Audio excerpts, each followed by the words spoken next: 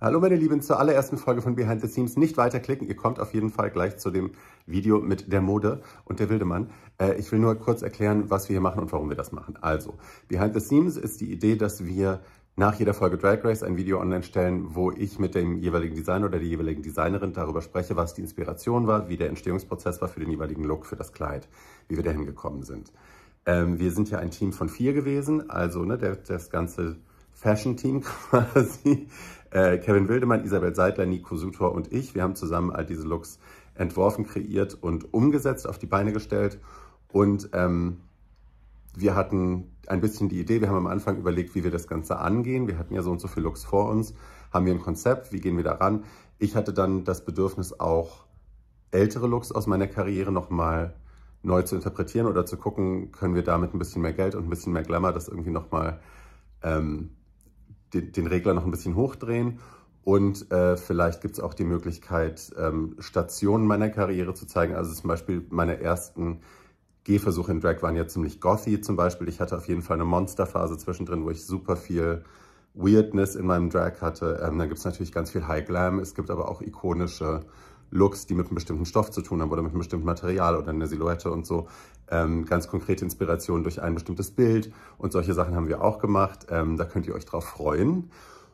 Und ja, das könnt ihr jetzt sehen. Jede Woche gibt es eine neue Folge. Ich freue mich auf eure Kommentare, wenn sie denn freundlich sind. Ansonsten, tschüss.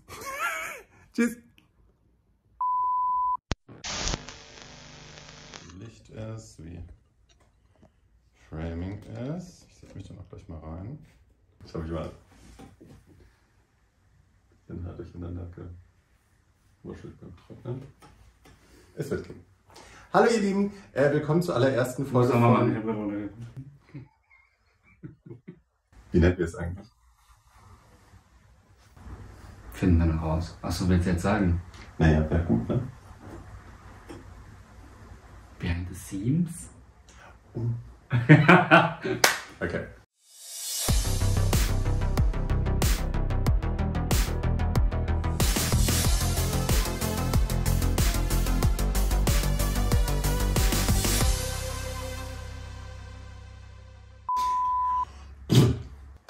Hallo ihr Lieben, willkommen zur allerersten Folge von Behind the Scenes. Hat die sich gerade ausgedacht? Sag mal, wer du bist. Ich bin die Wildemann, Kevin Wildemann. Meine Tochter. Ja. Wenn es eine gäbe, wäre es die. Vielleicht kennt man mich ja von Social Media so ein bisschen oder auch aus Barbie Stories oder grundsätzlich aus unserem Family-Dasein zusammen.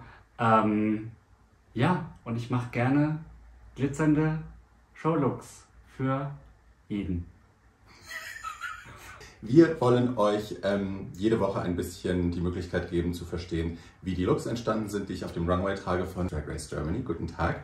Wie ihr natürlich wisst, ist die Wildemann verantwortlich für ganz viele meiner wunderschönen Kleider und er hat natürlich auch für Drag Race ganz viel beigesteuert, unter anderem den Look, den ihr in der allerersten Folge gesehen habt auf dem Runway.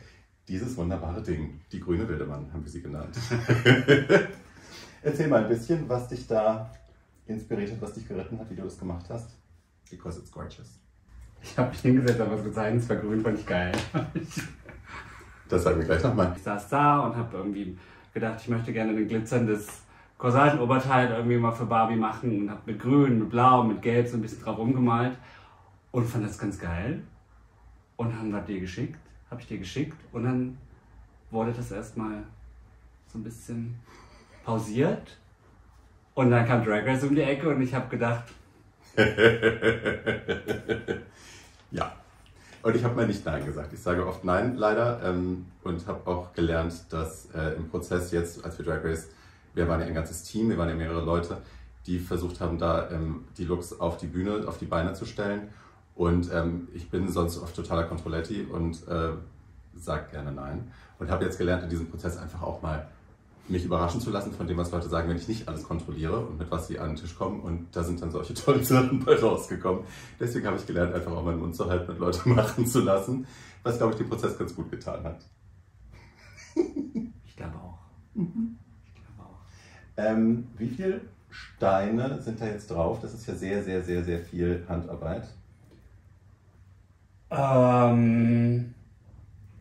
Perlen sind da bestimmt 600 ungefähr drauf. Diese größeren Steinchen, das sieht zwar jetzt noch nichts aus, aber das sind auch um die 100, 150. Wow. Und dann natürlich wahnsinnig viel Paillette. Also die Base dieses Oberteils ist aus dunkelblauem, navyblauem Satin. Und diese ganzen Ornamente habe ich per Hand aus einem Stoff ausgeschnitten, habe die mit Nadeln erstmal auf das Oberteil gesteckt, um zu gucken, wie das aussieht, wie die Proportionen sind, welche Form am besten aussieht und dann alles festgenäht. Und ja, die ganzen Steinchen sind alle per Hand drauf gemacht und das hier, kleine Anmerkung, kleines Hallo an meine Mama. Mama Wildemann. Hat Mama Wildemann aufgefädelt. Und wir sind dir sehr dankbar dafür. Was meinst du, hast du das auf dem Schirm, wie viele Stunden Arbeit in diesem Ding stecken? Ja, habe ich. Ich habe 6 Tage, ungefähr 9 Stunden am Tag daran gearbeitet. Das sind 54 Stunden. 54 Stunden. Geil. Sehr schön. Ja, das war der erste Look. Und wir sehen uns dann nächste Woche wieder bei Behind the Seams.